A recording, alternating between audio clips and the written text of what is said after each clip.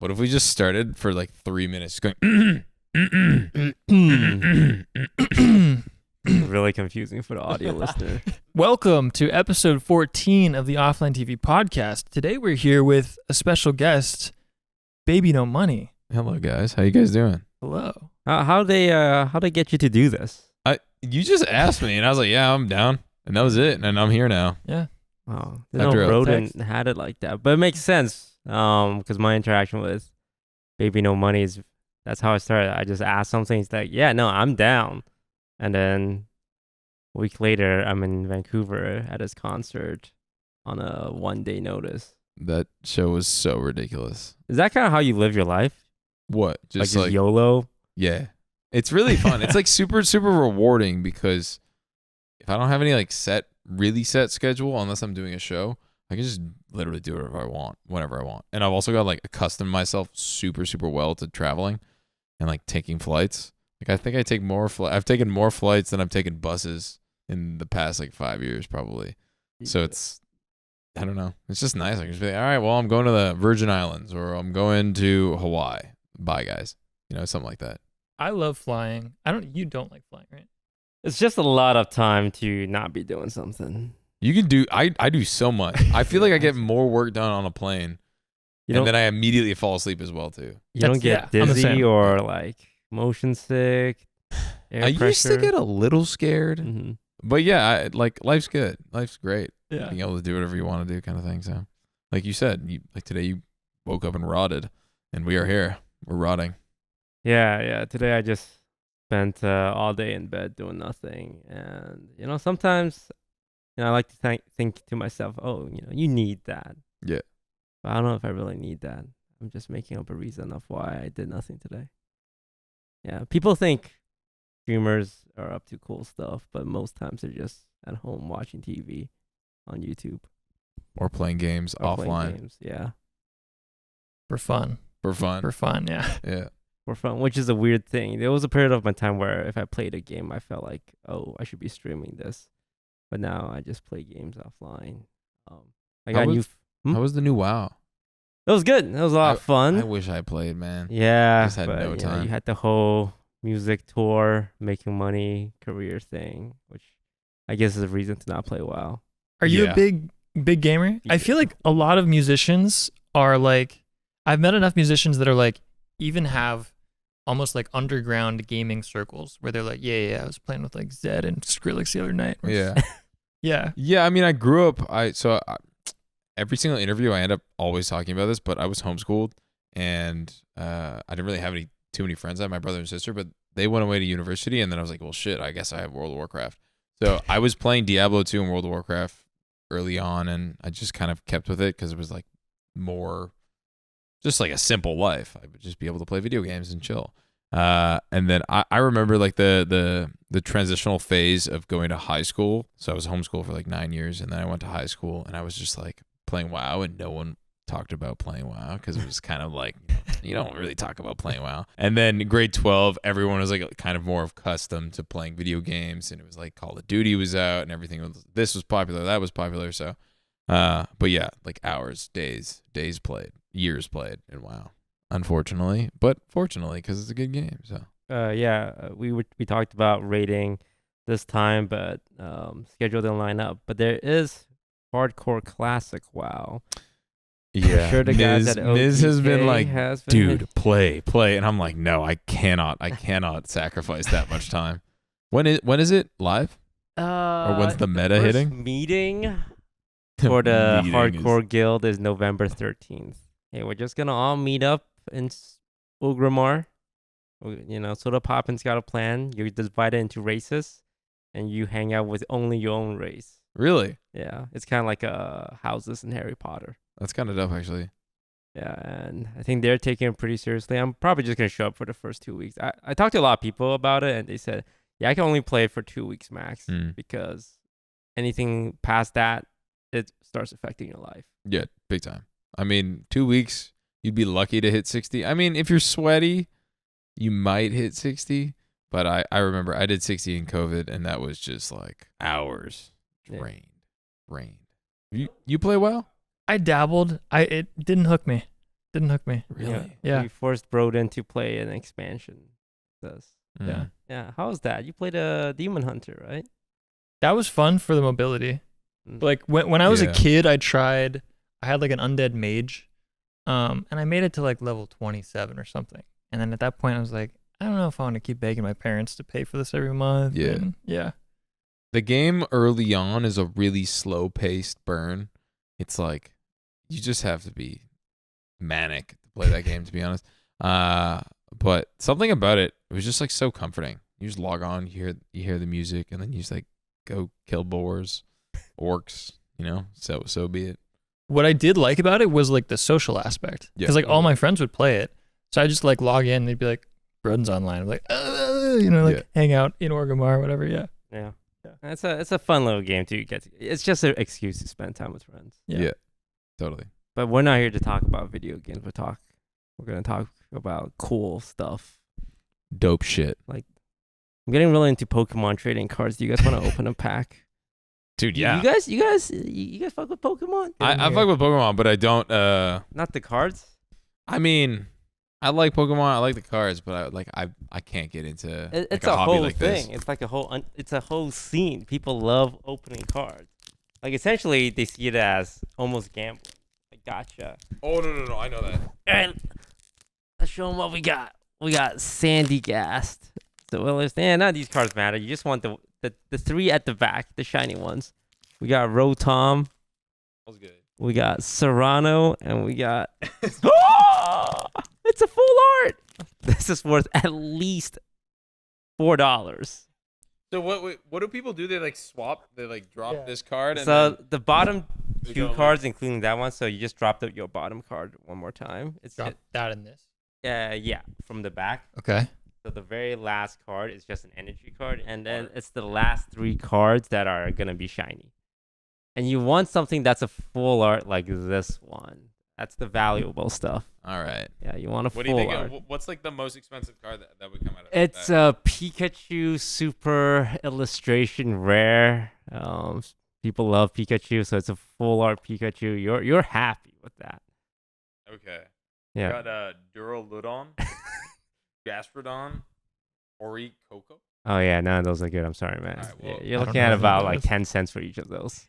Hey man, I am Okay. rich now. Well, thank you. Okay, so this is garbage. Garbage. Garbage. Oh, Cryogonal. Not a full art. It Okay. needs to be a full art. So garbage. Garbage. Tauros, garbage. Man, you guys are useless. But it's Palkia, dude. Spent $20 on these packs and I made How much? So how much would the what's it called card be? The Pikachu. that one's going for $300. Oh, so these packs are pretty like light. Yeah. Okay. If you want to buy the super expensive chase packs, those go up to like $200 per pack. Ridiculous. Yeah, but But you can score like $15,000 Charizards and stuff. there's a very small chance. Generally, people don't. Yeah. I think you have much better odds just going to Vegas and gambling on roulette. Yeah. But it's Pokemon, so it's cute, and the kids love it. Do you like gambling? Do you guys like gambling? Oh, we're going to Macau Oh, true. Yeah. Really? Yeah. next month. Oh, Yeah, nice. because there's this game called TFT. They're having a tournament there, and I just hear It's a super gambling city. Have you been there? I've never been, but like every time I've like been around the area, everyone's like, go to Macau, go blow a bag, go party. Mm-hmm. I'm like, I don't really like gambling, but I was in Vegas recently and I put down $200 and I came out with like 700 and it was sick. What was your game? Blackjack is way easier than roulette. If you just put it on red or black, like you can just like talk to the person like handing you cards, like whatever the dealer. Yeah. And you're What do playing I do? blackjack and be like, what are you supposed to do? And they'll guide you because they don't care. Mm-hmm. Yeah. You just ask them, and then you basically just take money from them. It's dope. It's funny because like they always have this kind of like I don't care. Like they'll always like look at your hand, like the corner of their eye, be like, you're supposed to hit that. Supposed to Yeah, hit that. yeah. Yeah, It's and fun. they judge you if you do the wrong play. Because a lot of kids, they go in and they think, oh, even though it's a 20% chance to win, going with like getting hit, they'll do it because it's like they're feeling crazy. And the dealers will always go, all right, fine. Yeah. And then roll their eyes if the kid wins because it's like, it's conditioning them to do bad bets. Mhm. But yeah, you're right. You can't just ask them like, what's the play here? Because they don't make the money.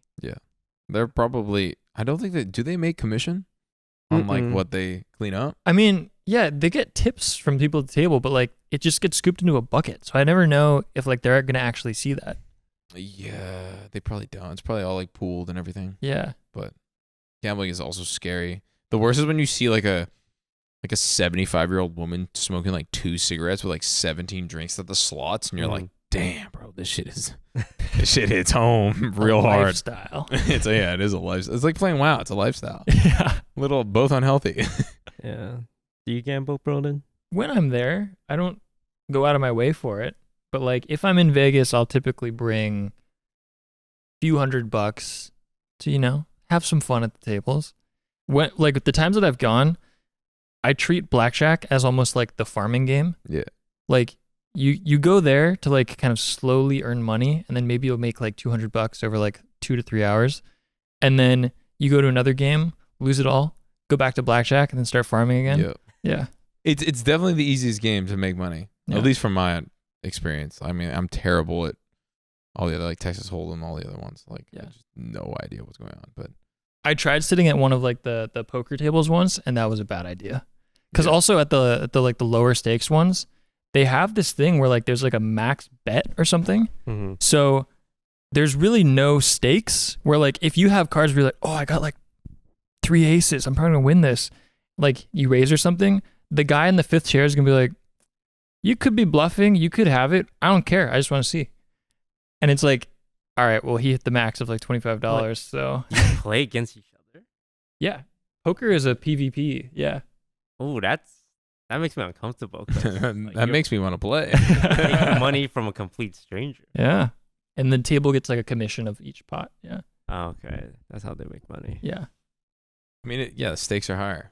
When you're going against each other, it's way more fun. I knew a guy in college who I went to school like in Orange County, and every month he would pick a weekend to drive to either Vegas or just a local casino. And like that was his job. He was so good at poker. He would just go clean up, come back. And like that was his like income for the month. That's ridiculous. Gravy's tour manager, Andrew Puya, is like, Puya, like the rapper as well. Yeah. Yeah. He's the same person. So Gravy's tour manager's his like real life brother, but they're so good at poker. And like whenever Puya like sells merch, he'll take some merch money and just like triple it, quadruple it. He's so good at poker. It's like, I don't really understand people like that. It's just like they'll turn $5,000 to like 50 and just walk out. It's crazy. Yeah. Yeah. Crazy. I guess poker's a game where you get to play against like worse players. So if you're good, your odds are really like much better than any casino games. Yeah. The guy who would do that too, he told me that there was like any other game, there's metas that develop. So like there was a meta of like, I'm going to make stuff up because I don't know the actual terms, but like there was a meta where maybe you always bluff your first hand, or like you always do this, or like that kind of thing. And then like as people start to get accustomed to it, they're like, oh, okay, this is like, that's the bluff, that's the whatever. And then it shifts over time and changes again. Yeah. And so from that, he could tell who was like a experienced player. Because like if they're doing like the meta plays, he's like, oh, okay, I got to be careful with that guy. Yeah. But like this guy can just sweep. Today's episode is brought to you by Turtle Beach, the #1 brand in gaming headsets and accessories. Their new Stealth 700 Gen 3 headset picks up so much crystal clear sound, I can hear every single footstep, reload, and enemy whispering in my ear. It's borderline unfair. The other day, I thought a mosquito was in my room. Turned out it was just in-game. These headsets are super comfortable. It feels like I'm wearing a cloud on my head. Plus, they're perfect for multitasking. While you're gaming, you can connect to your phone for music and even take a call. No need to pause the game. Oh, and that friend whose headset always died at the worst moment? This one has an insane 80-hour battery life, so you're set for those marathon gaming sessions. And Turtle Beach doesn't stop at headsets. They've got all kinds of gaming gear that won't burn a hole in your wallet. Get the ultimate immersive gaming experience with Turtle Beach today. For a limited time only, head to turtlebeach.com and use code OTV for 10% off your entire order. That's 10% off your entire order at turtlebeach.com with promo code OTV. Dude, yeah, I don't know. Poker for me, I'm trash at it, but one of these days maybe. Yeah. I feel like it's like a rich person game. like I remember I was in China one time. I was hanging out with like Li Ning. It's basically like Nike of China. And I was hanging out with like the owner of Li Ning, and it was like this older dude, and he was like with all his homies smoking cigars, and they were throwing down like $40,000 bets, and I'm like, guys, you're insane. And there was a no joke, like we were like at his like party house or some shit. I don't know, but they had like a real terracotta warrior in it. And I was like, all right, like this is some like generational wealth right now. But yeah, they were betting like crazy. I was like, I'm not gonna join you guys. I don't even know how to play the game that well. So yeah, because you go to China relatively often, right? Yeah, because you super had a viral moment there. Yeah. In like 2017, I was in school, and basically I woke up one day. There was like a DM. This person was like, "Oh, you're famous in China." That was it. And then I like looked into it because I was like, well, I mean, I'll take a lead. I had no leads at that time, so I looked into it and like kind of booked shows myself and got out to China. It was dope because I made like $3,500 that summer working as a busser at a restaurant. And then I got paid like $6,000 to go do like 8 shows, fully paid. And I was like, guys, for 1 hour, 6 shows, 6 hours, I'm getting paid like $1,000 an hour. And I was like, Mom, I'm getting paid like a fucking lawyer. And she was like, all right, go ahead. And I went, and it was just like the most culture shock / why am I famous in China realization. I came out to my first show, and I turned around to my DJ, and he didn't even know how to DJ, and we're like, what the fuck are we doing here? And really cool experience. Like, did not expect that to happen, but it did, and it was cool. What was the clip that the catalyst? Yeah. So basically, this guy Jackson Lee, he danced on his 16th birthday that was completely televised across everything. They're like the Kardashian family out there, basically, like really popular. I don't really know what they do fully, but his 16th birthday, he just danced to one of my songs. And I just went immediately viral. Whoa. Yeah. And I don't know anything if there was like Inception prior to that. I have no idea if there was, like, I don't know how the dance choreographer was like, you know what, we should dance to this song. So I don't know if I was popular prior, but that was like the moment that started everything. And then I went out there like immediately after, kind of thing. Do you remember what song it was? It's called Yo-Yo Tokyo. Yo-Yo Tokyo.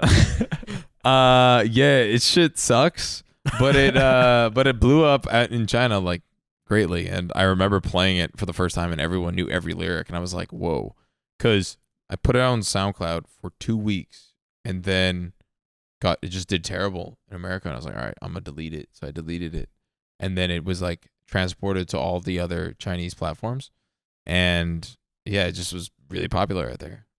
Whoa. Yeah, it's nuts. It didn't really make any sense, but it is cool because there's like 10 or 15 songs that are way more popular in China than they are here. So it's like cool because I go out there and I act like a different person. It's like I'm actually famous out there. It's really interesting. I'm surprised you just didn't stay there, because if I was famous in another country and I wasn't that famous in my country, I just moved there. Well, I was still studying, so I was like, I just gotta finish my degree, and then the guy who was always booking me, he's like, you can't really live here. Like, it's not like there's no rarity of you coming out or staying here the whole time. You come back, you sell tickets. It's like very important moment. But yeah, it's interesting. But it was really cool because growing up in Vancouver, most of my friends were Chinese. So I was like, oh, this is sick. Like, I kind of like already know the culture a little bit more than most people would. So yeah, I love Chinese culture and Chinese food. It's the best. Was it your friends that let you know? Like, no, so I just got a DM from someone that didn't follow anyone on Twitter, and at the time I had like 2,000 followers on Twitter, kind of thing. Maybe probably even less, probably like 200. And I was like, this makes no sense. Why are you talking crazy about me being famous in China? And I was like, obviously I'm gonna look this up. And I was like, what do you mean? And she's like, yeah, you're super famous. wow. Like, okay, so I looked it up, and I like downloaded WeChat, figured it all out.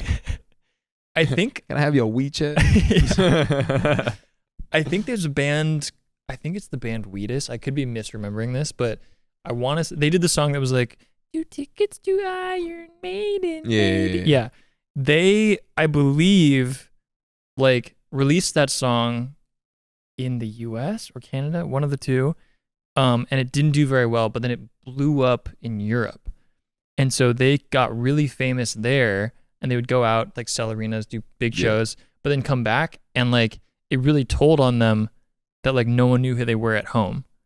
Do you have any sense of that, or are you just like, no, that's cool, I'm a different person over there? So I mean, like a little bit. I mean, in Brazil, for instance, La La La was #1 for like 6 months. Wow. And I've never been. I don't know why my agent. I've told my agent like 150 times, like, please get me down there. I need to go to Rio and Sao Paulo, and it's never happened. But supposedly I'm very popular down there. But it's just like sometimes it doesn't work. Supposedly you're supposed to go down, only do like a festival, so it's like a guaranteed good look no matter what. Blah blah blah. This that. But yeah, when I was popular in China, I would go out and do like 4,000 tickets and then come back to study my kinesiology exams. And it was like, it just didn't make any sense. You know, I remember when I got my first like $20,000 bag in China, I was like, also just, I would go home literally. I would have to like write to the dean and be like, hey, like I'm getting offered this much money to go perform in China. Please, I need an exemption. And then I would just like write my tests like in private rooms. It was kind of sick because I would just honestly be able to cheat. It was amazing. So, yeah, they kind of made my life a little bit easier, just like accepting the fact that I was doing this artistic perspective or like the artistic endeavors. And it's like if you're an athlete for the team on the school, you know, Yeah. it's like they fly away, they do this, they do that, they get like little extra bonuses in here and there. So your school saw like your value. Maybe they actually just tried to book me to perform at their like Frost Week, but I was busy, unfortunately. But I was like, damn, that would have been full circle. Yeah. But because I went to film school, and what's funny is like it became kind of backwards, because like we would go to school to get jobs in the film industry. Yeah. But then we would start getting jobs in the film industry, and then the classes would be like, no, you got to show up for class or you're gonna fail. And it's like, what's the point of being here if you don't want us to work? Where'd you go? I went to Chapman. Oh, nice. So, Yeah.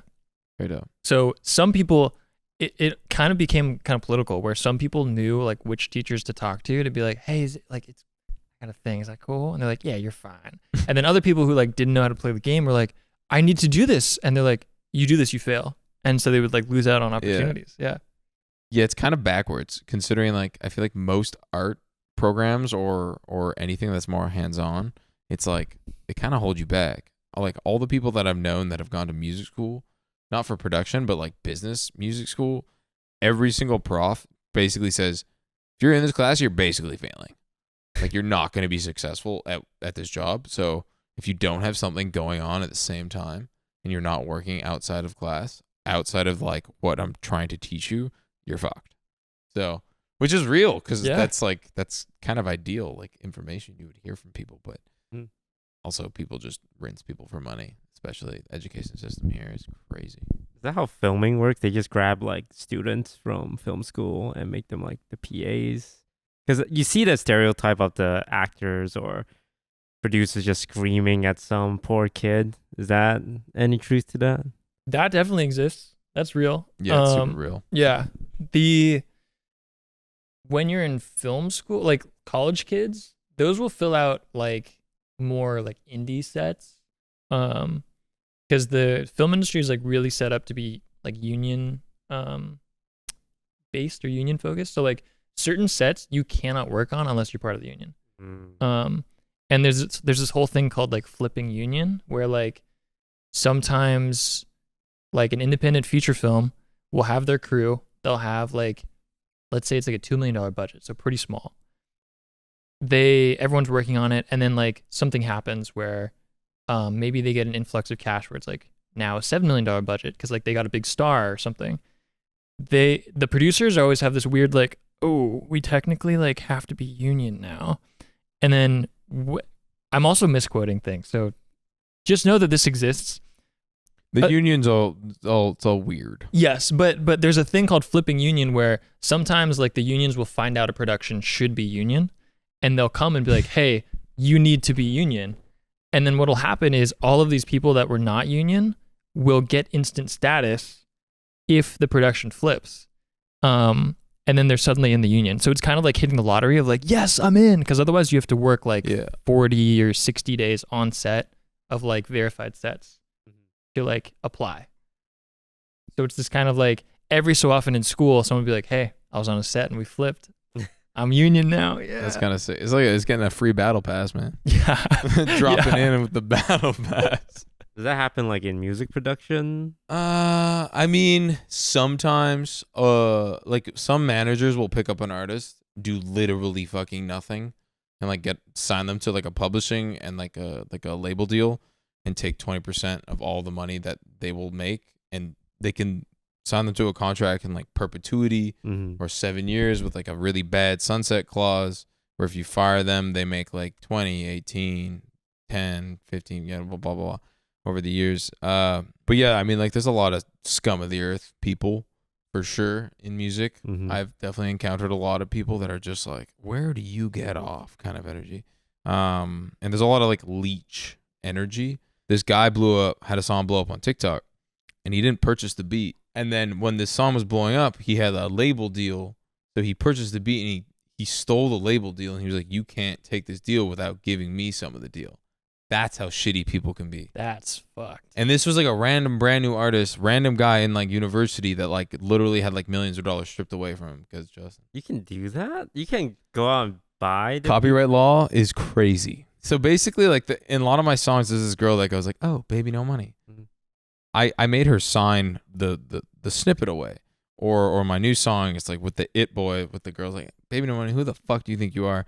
I made her sign like a percentage away, or like to give me the ownership of her voice in that moment, or like the clip. But basically, like if I didn't, she could have sued me immediately, because it's like, it's Creative Commons. Like once you put your voice on something, like you own ownership of it, unless it's like contracted. And I've been fucked over left and right in the music business for sure. Like I've lost thousands of dollars by making mistakes, but you only make, you make mistakes to learn for the future, right? So, but it's a cool industry, because you realize that like once you get into the industry, you're like, oh, this is kind of how it's ran. And then you just find your pocket of good friends and producers and musicians, and then you just don't need to talk to anyone else, because once you like deviate and start meeting other people, they usually just suck ass. So it's the nature of things. That's kind of why I do a lot of content, is because musicians are so hard to work. They're like crazy people, but it's kind of dope though, because you got to meet people and you're like, whoa, you're so delusional. That's crazy. Like that's interesting.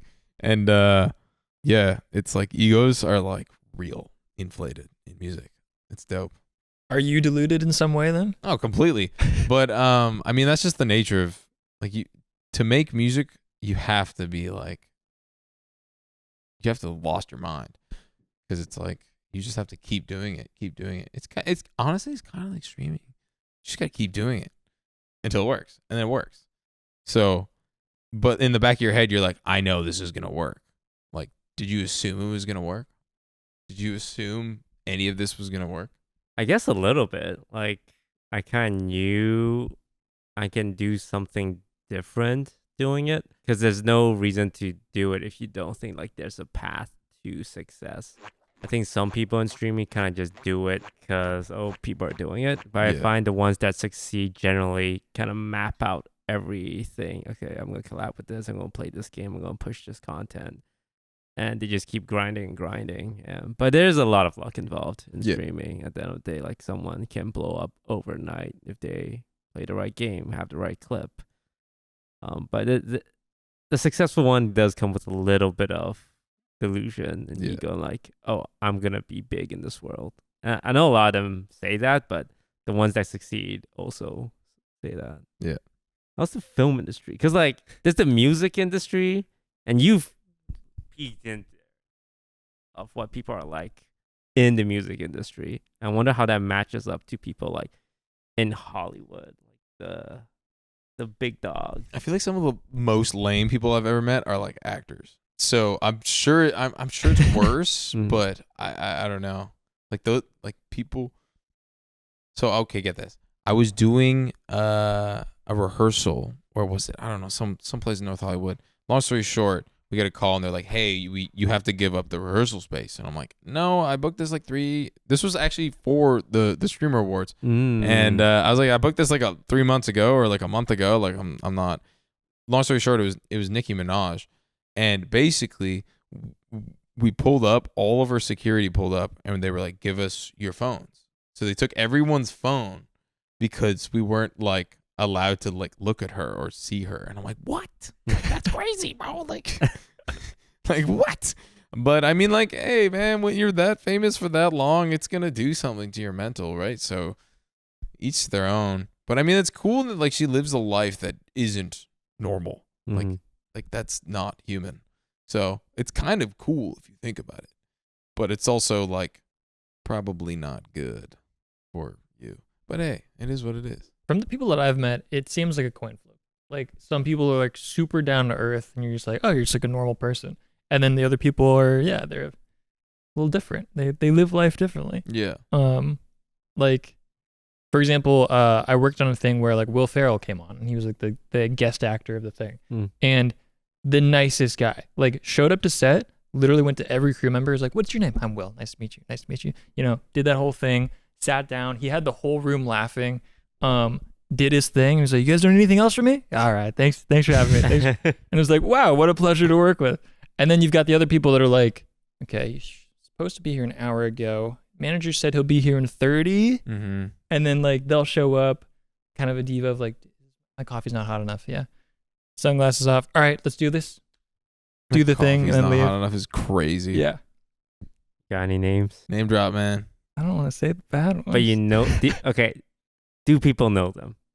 Oh, actually, I think the most like kind of diva person on set was actually a musician. It wasn't an actor. Really? And it was someone who was being filmed for a documentary. We rented out this hotel room, had it all set up, lights set up, camera, whole crew of like 15 to 20 people. And then we're waiting there for I think 3 to 4 hours. The whole time the producer's like, where is this guy? He keeps calling their either assistant or manager, and the manager just keeps giving different answers of like, yeah, he's on his way. Sorry, he's eating lunch right now. So classic. No, he's still in the studio.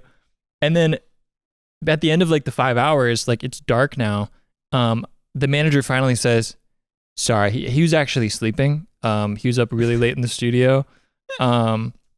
He's not going to come to you, but you can come to his studio, set up there, and then he'll do it there. So the producer was like,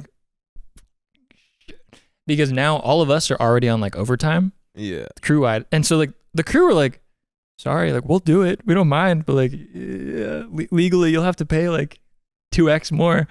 So they're like, all right, we go to the studio. They let us in, we set up, do the thing. And so, like same deal. We arrive. He's still like an hour late because he's doing another session or something. Comes inside, does his thing, leaves, and they're like, wait, we need to like film this thing from you too. And he's like, someone else take care of that. And so he leaves. Crazy. The manager's like, yeah, did you need this? Yeah. I think being late or not showing up on time is like my largest pet peeve. I don't know what it is, but every single rapper is always late, dude. They will never show up to their set on time. I don't know what it is. Like, yeah. And I'm just like, if I'm only allotted like an hour, I'm trying to like win the crowd over, right? So I want to like make them happy. So I'm just gonna be on time. I'll tell you, that artist does come from the hip hop genre. That's what I'll say. Yeah, I feel like rappers also stay up in the studio so late for no reason. They're just like, I don't know. Whenever I worked with rap producers, they're just like, yeah, like why not like 12 to 5 a.m. I'm like, guys, like what are we doing here? But I guess each to their own. So you pay hourly for studio time, right? I mean, a lot of the time now, like most of my friends have really nice studios, so it's just like at least I don't have to pay for hourly. But sometimes like a producer will come into town and they'll be like, oh, we really want to work with Baby No Money. And I'll do a session, I'll pay for the studio. Usually it's kind of a miss because like fresh studios are never like that comfortable. Gotcha. But yeah, it's like $500 typically for like a session. I'm not going to say what we did in the studio, but we have a new singer here. Don't Really? do that. Don't do Yo, you that. guys hear Schlatt's song, the new one that he put out today? The No. Christmas one? Bro, he's crazy. He should make real music. He would be like real, like not just covers. Like he would be really popular. Have you heard "Thick of It" by KSI? Yeah, that shit rocks. I'm a big fan of that song. That song is so funny, man. He was getting cooked online. Yeah, I thought his part was better than because he had a Trippie Redd. I actually liked his part more. How does it go? I'm a king and I'm in the thick of it. Everybody knows. knows. And then he has that from the king to the ring to the pen. But I don't think it was as bad as everyone was ragging him for it. But I think because it's KSI and he's doing the whole like lunch leaf stuff and he's beefing with people, it's pretty easy to meme on it. But it's an iconic YouTuber song. Have you rated YouTuber songs before? I feel like I've done that like 3 times with Miz. Like where would literally you put every Schlatt? every time I go back, he's just like, "Yo, we should do it again." And I'm like, The "All right." same thing. Same thing. And I'm like, "Man, haven't we done that?" He's like, "Yeah, but it goes off every time." I'm like, "All right, whatever, dude." Yeah, I mean, I've definitely rated a lot of. I did it with Jack Manifold. I did it with Crispy Concords. I've done it like so many times. It's like, and it's like usually the exact same songs. Or like, Where's thick of it? see, that song is like actually totally fine. Like, there's way worse songs. I think it's just, yeah. Have you guys had lunch leads yet? Nah. I'm not. No. I kind of want to try it just for the memes. But everything like Logan Paul, KSI, and Mr. Beast, it's like they're so famous that it's like, why wouldn't you just rag on them kind of thing? But looking at it as a song as a whole, Mhm. like the music video, I'm like from a king to the, it's like, yeah, kind of like, I think he was playing into it from trying to make it like kind of cringe. 'Cause Mhm. I'm sure he didn't need to say that, but he did. All things considered, the song is totally fine. The music video, I think the music video is what makes it fried. Yeah. It's so overdone. It's like, bro, like why'd he's you in spend like $1 million on this music video? He's like a stock market broker, like throwing cash around and just sitting on the throne with this chick, like making an ice sculpture of him. It's a little, it feeds the ego a little. Yeah. I saw a like TikToker do one of those like from the king to the ring, that thing. Oh, yeah. And it fit kind of too Oh, perfectly. no. Yeah. Oh, wait. It was that Natalie girl, right? I don't know who it was. Oh, yeah. I remember seeing that video. Then he reacted to it. And then she posted. And I was like, oh, fucking social media, man. It's funny how just anyone's accessible in a way now. Like It's- someone can post something and then Yeah. and then they reply back. It's crazy. Yeah. Like literally I think being an artist in this day and age is the most democratic it's ever been. Like, you could make a song. Didn't you said he just made a song? Oh, Yeah. Well, Well- each of us from Offline TV, I'm not sure when it's going to come out, but we went into a studio. Yep. I'm not sure how, that was my first studio, but it felt like a low budget studio. I'm going to be honest. Where was it? It felt like a Where is rent room studio. And I mean, sometimes you get those. Well, can you play the song? Pretty cheap. no. No, they literally recorded it yesterday. It's like we don't Oh, really? have. Yeah. I'm so curious. I would love to hear this shit. No. Did you make one? Not on this album. No. Oh. No. I mean, I released my own music, but no, I wasn't part of this. But we are going to, I don't know when this comes out, but we're going to Korea to do something music related Yeah. Dope. with K-pop. Very And, dope. Yeah, maybe we'll kick off some music careers for some of us. Yeah. Get the New Jeans collab and the BTS collab. Let's fucking go. Nah, we're not New Jeans status. But I just saw, you know Jason Deween? Yeah. He's like this. Yeah, he was newish- out there with New Jeans. Yeah, New Jeans, which is crazy. Well, he's the one who blew the song up, right?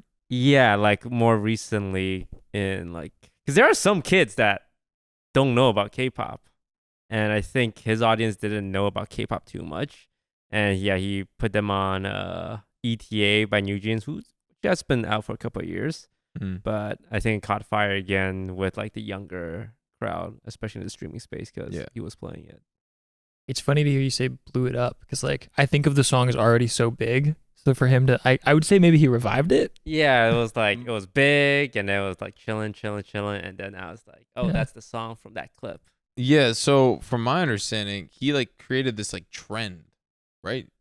I don't even Something think like he that? did it on purpose, but like he was celebrating having like 100,000 subscribers, and the song that was playing when they hit 100,000 was ETA by New Jeans, and like on stream, all of his buddies are like pushing him around, and then they all sing it together. But then I think that like transitioned into TikTok of being like a normal trend. Yeah, it And then became a that's- trend, and and that's- then yeah. and then New Jeans did the trend. That's so far. Yeah, Yeah, social media it's a blessing and it's also a curse. I mean, the nature of things, because it's like when that happens, everyone around you like living vicariously is like, oh, I want to do that too. I need this. I need to keep on doing this, keep on doing that, and it's just like you turn your phone. I went to Hawaii recently, and you turn your phone off for 3 days. All that exists is this, like real body, right? So it's so interesting that we are able to do what we do and it doesn't exist. Definitely feel those moments where like I'm away from my phone for 7 days because I'm with family traveling, and the whole time I'm feeling like so much anxiety of not being connected to Yeah. the internet. And then 7 days later, I get my phone back, and you kind of just realize it's like nothing really happened. Like the same stuff is still happening, the same conversations are still happening, but that 7 days where you're not connected is just, it feels like the world, something big might happen. You're gonna miss out, and you're gonna not be part of some movement, but you kind of realize, oh, it's just the same thing Mm-hmm. day in, day out. You're not really missing out on anything. When do you foresee your guys' selves like just exiting? Do you have an exit strategy? Well, I'm kind of semi-retired from streaming. Like I stream once a week, just cause like streaming to me is like a grinding. Like you gotta be a grinder. You gotta be on your shit with collabs and reaching out to people. So I've kind of just am slowly phasing out the streaming aspect of my life and just playing Pokemon cards. Like I'm trying to find a hobby to take up my time. Yeah, hobbies like don't really come that easy, to be honest. I've been trying to work on hobbies too. Been working out, going out for walks, been reading. Fuck, man. so you're looking for hobbies. You're Yeah, some hunting. normal people hobbies. A lot of my friends like they do like trading cards and like play Magic and shit like that. So, Mm. but I'm terrible at Magic. Are you looking for a hobby? I mean, yeah. I used to like fixed gear cycle all the time. I mean, I play video games occasionally. I have a Steam Deck, so it's kind of dope. I'll play Diablo 2 on it when I'm on the plane, but other than that, it's just like it's really hard to like take time off because it's like the more I do, the more I get out of it. Mm-hmm. So, but I'm taking like Sundays and Mondays off now for the rest of my life. It's kind of fucking sick. Like taking like 2 full days off where like my team kicks me out of my group chats. Sick. I don't hear shit from anyone. It's nice. I'm actually, I'm curious what your work. It sounds like your work-life balance is good. It's gotten dramatically better in the past year and a half, I would say.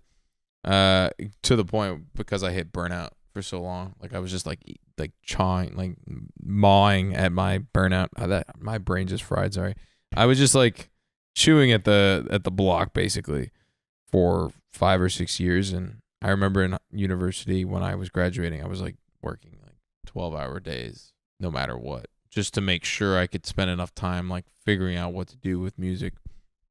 And then la happened and it just didn't stop. COVID, I was just like working on things constantly, just burning myself out where I was like, because if I don't put a song out, nothing really happens in my career because the only thing that matters is like I'm an artist, right? So, and I put the music out and then people either like it or don't, or then I move on or I market it. That's kind of just like the nature of being an artist. And I don't really like partake in like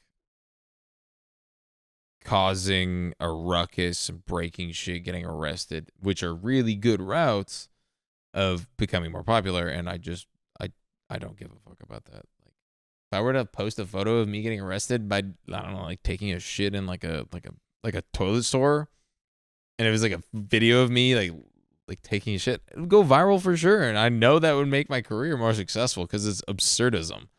And then I get arrested. People are going to be like, get him out, free baby, no money. So it's like, it's just like a route that you could easily take, but it's like, you know, take it easy. You don't need to do that. You know, I'm probably going to have kids eventually. So I don't want my kids to be, actually, no, my kids would be like, damn, my dad's hard as fuck. He took a shit in a toilet store.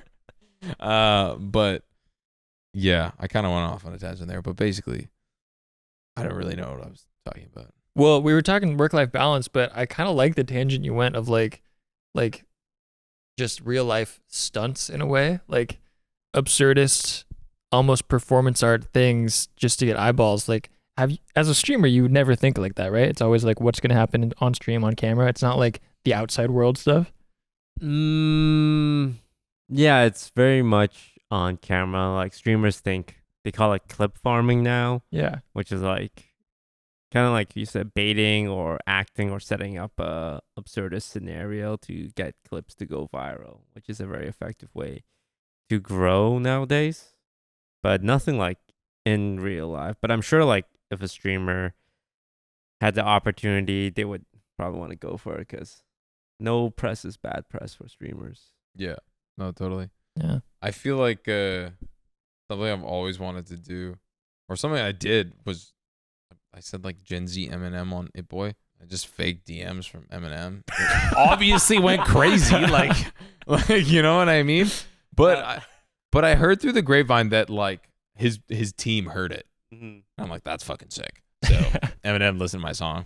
When I was a kid, like middle school, high school, I kind of started my way into like film stuff by like working in Photoshop, After Effects. And so I would like create a lot of like forged things or like fake images of like me in like Switzerland on a mountain and like stuff like that. And I would just post it.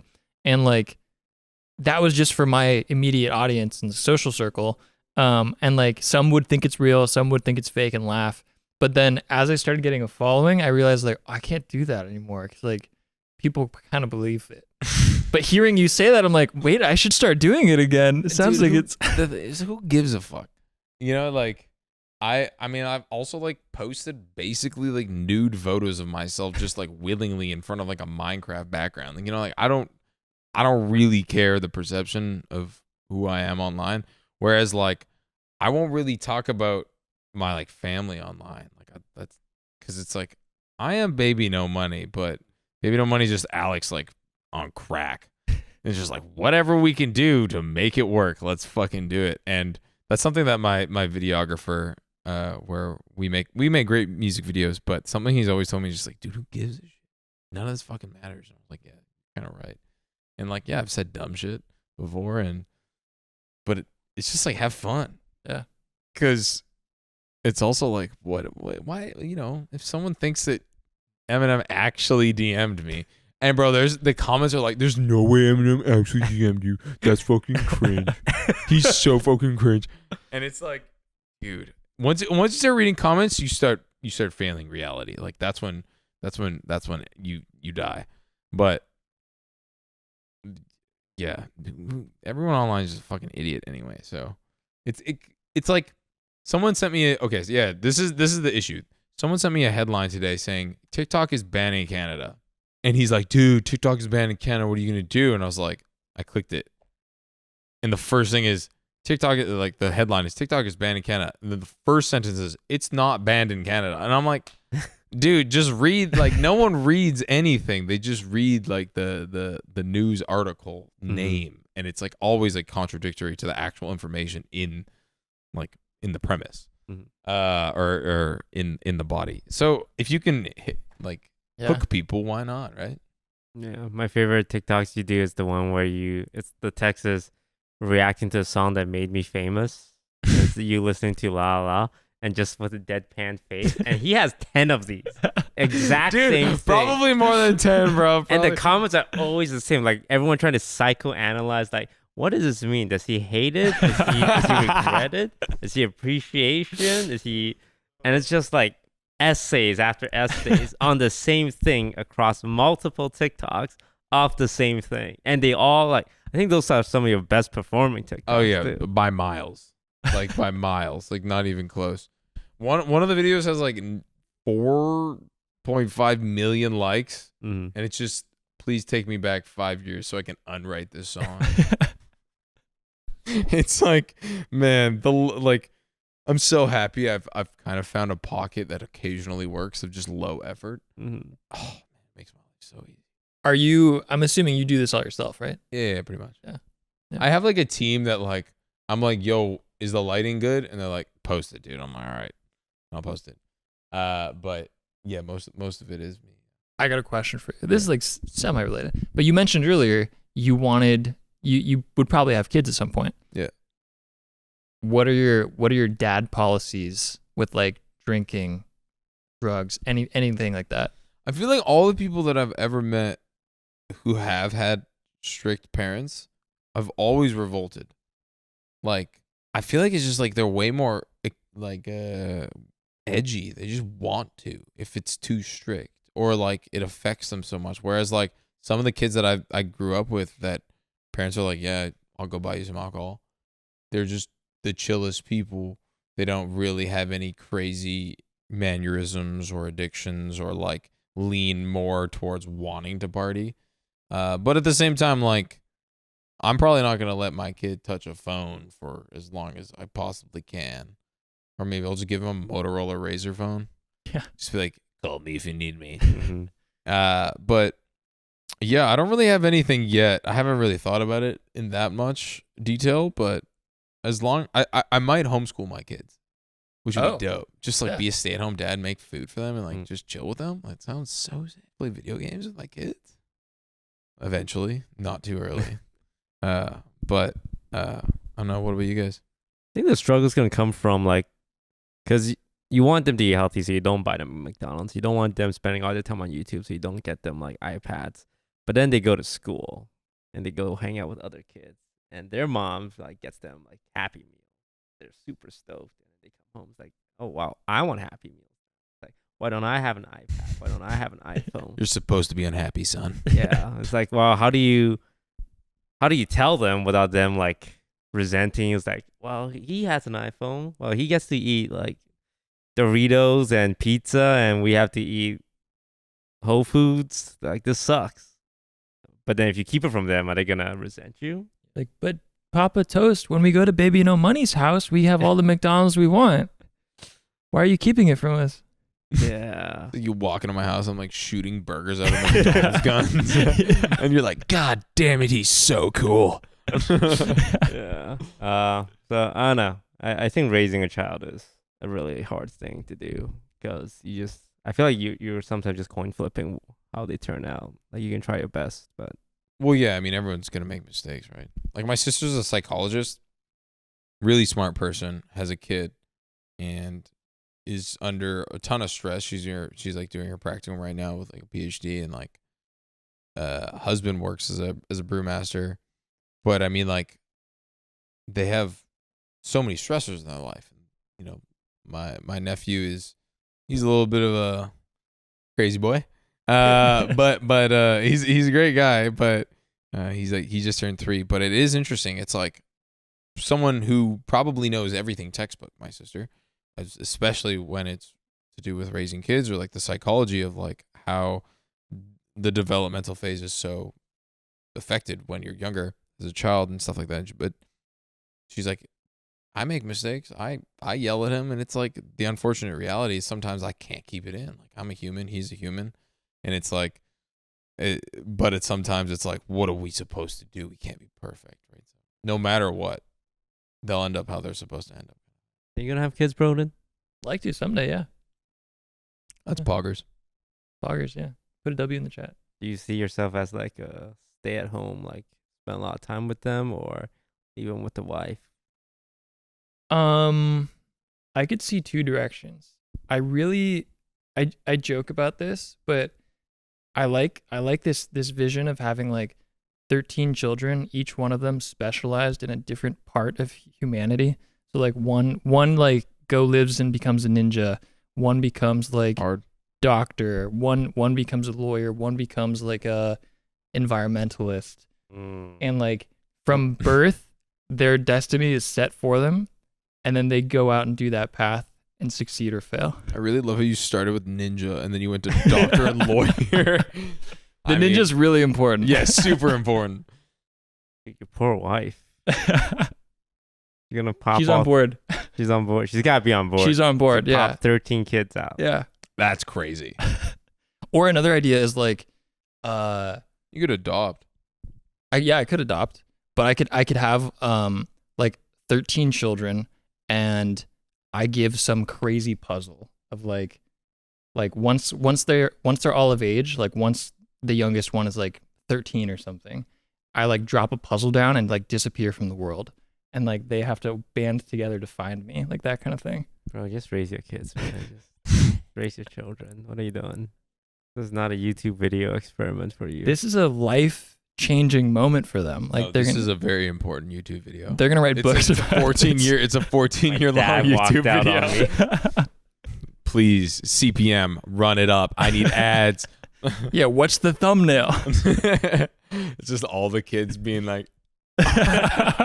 Would you guys adopt? I would, mainly to skip the baby phase.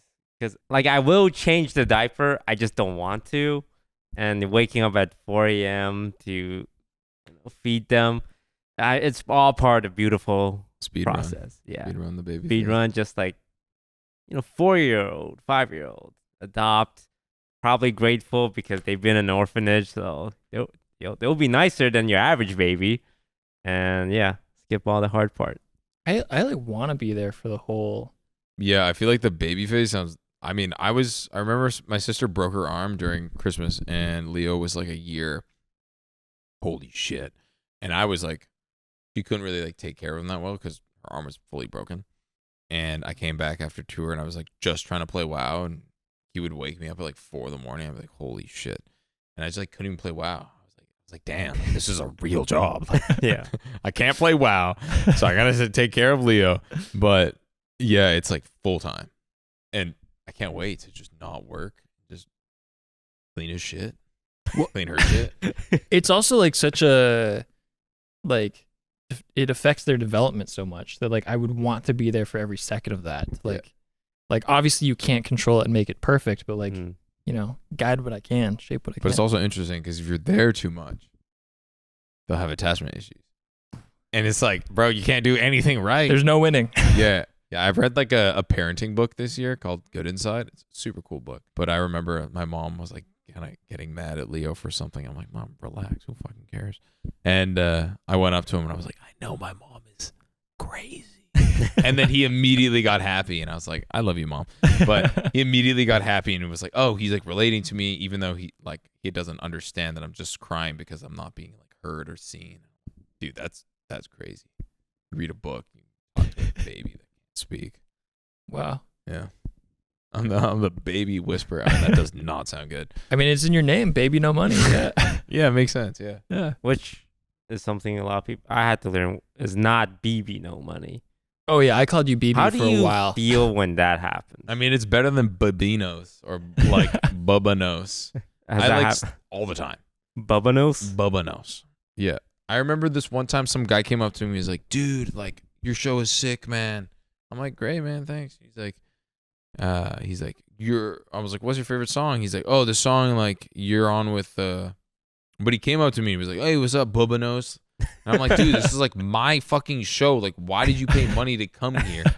And he was like, yeah, the song with like you and Gravy, man, like Bubbanos. And I'm like, have you even like listened to my music? Like all the songs, I like say my name in it too. Like, yeah, it is interesting. It's kind of like if you know thing, which is like it's like a token of gratitude. But yeah, people get it wrong all the time. So. We didn't say this at the beginning, but we met at Cutie Cinderella's Master Baker. Yeah, that shit was and fun. Like that was my first question. Like, BB or baby? What is baby? Great. Yeah. I mean, like BB works too. I mean, that is how it's written, right? Yeah. Yeah, it's BB. Yeah. I think the reason why people say it is because ASAP Rocky. So it's like, oh, if his $sign is the same as his $sign, it's obviously just an S. bbno. Gotcha. Yeah, bbnos. bbnos is brutal. Even my dad calls me bbnos still, and I'm like, Dad, like. There's also Kesha. Yeah, Kesha too. $sign. Oh yeah, yeah. Kesha's dope. I I feel should like make a song with Kesha. That'd be funny. So when you collab, who's reaching out? Is it like you to artists? Is it manager to manager, label to label? It's sometimes it's artist to artist, but I'm really, if you know, like not. I don't think I get very many like musical cosigns. Sometimes labels will reach out and it'll be like very informal or very formal. It'll be like, hey, like this artist wants you to collaborate on the song. Here's this fee, and then you just basically fake a friendship. And you're like, hey, like, yeah, we made a dope music video. It's really fun. And if you don't really vibe with them, then it's kind of just pain. But most of the time, I don't like working with musicians because they're way too particular. Mm-hmm. And it just makes it way more complicated. There's like 17 contracts you have to sign and like get your lawyers to do this. And then usually they never pay you. So you have to like audit them. And it's just fucking. I'm always curious who gets the final say. Like, let's say Baby No Money is doing a feature with Kesha.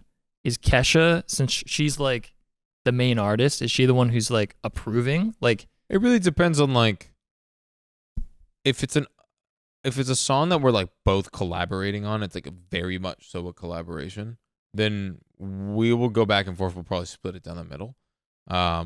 Whereas like if let's say I got you guys to say pee pee and poo poo on one of my songs, I'd be like, okay, well, this is my song, but I'll give you guys like 1% of it because you guys both said pee pee and poo poo.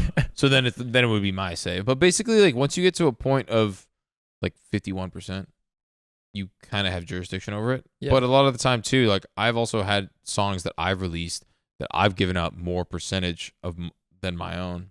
I did a song with No, like one of the dudes in China, Higher Brothers, and it was like a complication. I fired my manager at one time, and then I really wanted the song out, and he wanted the song out too. And I was like, "Hey, fuck it, bro, just take the whole song. I don't care." And there was like some weird complication with his like distribution, so I ended up giving him my portion because I was like, "Doesn't even matter. Like, I just want the song out because I don't want to piss him off." Yeah. So there was that. Other times I've been, back in the day, I would just like find a beat online, upload it, and just not pay the producer. I was like, fuck it, who cares? And you do things you aren't the most proud of, but then they reach out, they're like, hey, yo, give me money, and then I'm like, hey, here's 50% of the song and the earnings. Mm-hmm. Yeah. But like you fix it afterwards. But sometimes it's like early on, it's just like, why would you sign a contract? Why would I go out of my way to pay like a lawyer for $400 on a song that'll make me $100? So it's kind of like you just take risks. because there's some like, I feel like a while back it kind of circulated of like the cost of like certain rappers' features. I'm curious how that works because it sounds so detached to be like, hey, can you feature on this? And he's like, yeah, give me $75,000 and I'll give you a feature. Yeah, that's pretty much it. Yeah. I mean, like if I were to have, I remember we almost got DaBaby on La La La, but then we ended up going for Carly Rae Jepsen and Enrique Iglesias, which DaBaby was the hottest thing at the time, and I totally told Y2K, I was like, we should definitely do DaBaby, and he was like, no, let's make it a meme, and I was like, all right. And cool that we had Carly Rae Jepsen. It's fucking funny, but it is cool. Sometimes like you can hit it out the park, and at any given moment, one of my like producer friends could be sitting in a room and like play a song for like a K-pop group that we have put out, and they're like, hey, we want to cut this. So then I was like, yeah, take it. If I'm gonna make more money, and if it's not out, I don't want to put it out anyway, and I'll make more money. I'll make money off a song that I could just like wrote. That's always a good time. Sometimes that happens, but pretty irregularly. When I like started making music, I worked on a song it never got released, but basically we like got in contact with this also like independent rapper, and he was like, hey, I'll do a feature, and like I'll rap something, like just give me like this amount of time. I'm like, okay, sick. He sends it in, and we're like, oh, this is pretty cool, yeah. But then we look him up and we realize it's the exact same words from another feature he did. He's just doing the same one, and like he performed it differently. Like he did a fresh recording for us, but it's kind of like that one didn't hit. All right, I'll just reuse it on this song. Like that doesn't happen, right? Like that's just like a weird like independent artist type thing. I mean, there's this weird like black market of like verses that I don't know how to explain it. I guess just like generational rappers like Snoop Dogg, Waka Flocka, just like would go to a studio, let's say in Romania when they do a festival and they get faded as shit and they just record a verse and they totally forget about it because you smoke that much weed, you're just like deleting your months. And I remember one time I ended up just getting like a fully paid for, fully executed contract of a Snoop Dogg verse. And I made it into a song, but it didn't end up coming out. But I like literally have Snoop Dogg like on one of my like private songs. I also have Logan Paul on a song. Wow. Yeah, that shit was sick. I didn't end up putting it out. Lunchly. And nothing against him. He's always been really nice to me. But it was weird because he sent this verse in. It was right in the heat of quarantine. And it was like decent. And I was like, fuck. I wanted it to be either really good or really bad. Mm-hmm. I was like, I don't know if I should put this out. It's just like fine. And it didn't make any sense. But yeah, I kind of wish I put it out. It would have been fucking hilarious. If you're sitting on it, can't you just put it out later? Well, I put the song out. Oh, just not with him. Yeah. Gotcha. Which I also felt really bad for, but because he gave it to me in a day. I was like, yo, want to jump on the song? He's like, yeah, that shit's hard. And they sent it the next day. I was like, what the fuck? I know a lot of people wonder, but like, how do musicians make money? Like, you just have a song, you release it, and people play it on Spotify. Like, do you get more money the more people listen to it? Is it like a one-time flat fee? Like, because people ask streamers, like, how do streamers make money? Well, there's like sponsorship, there's ads, there's subscribers, there's campaigns, and there's like 6 different things. Yeah. But like with musicians, it's kind of like you got your song. Like if it's a single, doesn't matter. If it's part of an album, like what really matters? So we, separate of just music, I can do sponsorships. I can do. That's probably like the only thing that I can really do that's outside of music and touring, right? That would make sense. Yeah, it's like sponsorship would be like the only other thing that makes sense.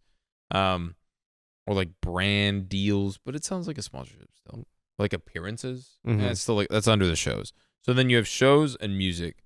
So music is split up between like publishing money and master money. So the master is like I actually own the composition of the song. So I can sell the song to like a person who would buy it for like 12 times the amount of money that it might make over a year. On the publishing side, it's like what songwriters do. So songwriters will come into a session and just like say a lyric or say an idea, and like basically you get cut in on the publishing, but you don't get cut in on the master. So the master's like kind of like I own this. This is mine. I keep it. Mm-hmm. But it's like who made it? The person who makes it gets $1 from it. Whereas like this is $20, but the person who made it, like designed it, Mm-hmm. gets $1. So that's what kind of publishing is. And then there's radio play, which is PRO money, so it's like performance royalties. And then if I play my songs on stages, all festivals and all, like, the government basically has like mandated regulation where live performance venues have to put money aside for these like organizations that collect money from performing these songs. Dude, there's like so many fucking avenues, it's ridiculous. And then you have radio play, so every stream on radio you get paid. There's something called mechanical royalties on like Spotify and all the other DSPs, YouTube, everything. But yeah, like there are numerous ways to make money. Well, I feel like we've covered everything. We've talked babies, drugs, parenting, music. Babies, drugs, parenting, music, and Pokemon cards. Yeah. And gaming. Yeah, I mean, fair. Yeah. Yeah. Baby, no money. Well, thanks for having me on, guys. I Mr. appreciate Alex. it. Yeah. Thanks for coming. Where are we going for food? I am starving now. Well, Brodin said you mentioned Sanandang. Dude, this shit is so good. I'm gonna say it now. We probably can't go to Sanandang. We have 2 Sanandang haters. Who? Who's the second one? Okay, maybe one. Well, I mean, like I just eat it a lot. Yeah. Yeah. But we have one Sanandang hater. But I will Korean say- barbecue. Green Bar, I'm down. Yeah. Anything works though. There's a lot of good restaurants in the area that we are in. This is That's true. what I'm saying. There actually are. There actually are. I had a whole like discussion with Scar yesterday because like, all right, Alex is coming. Where are we taking him? He's like, we gotta take him to Bestia, which is all the way down. No, it's all the way. Bestia is good. Bestia is good though. It is really good. I'm like, oh look, we're in a pretty nice place, It is a nice place. and we're not here. We don't have guests over often. So. Why don't we just order something? This place is beautiful. Hey, nah, you're the guest. We should go out. I would prefer that for the record.